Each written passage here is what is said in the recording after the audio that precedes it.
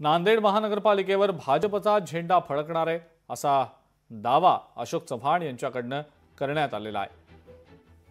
आगामी पालिका निवडणुकांमध्ये नांदेड इथं भाजपचाच विजय होणार असल्याचा अशोक चव्हाणांनी दावा केला आहे। नांदेडमधल्या 9 आमदारांपैकी 5 आमदार हे भाजपचे आहेत, त्यामुळे नांदेड महानगरपालिकेवर भाजपचा झेंडा फडकल्याशिवाय राहणार नाही असा दावा अशोक चव्हाणांनी केलेला आहे।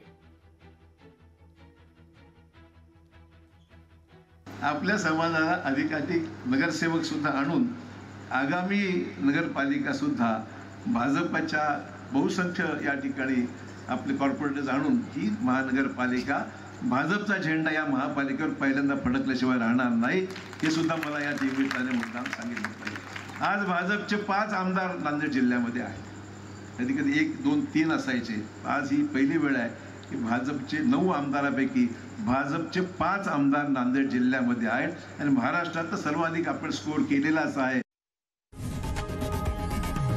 लोकशाही मराठी ऐका, पहा, जागरूक रहा।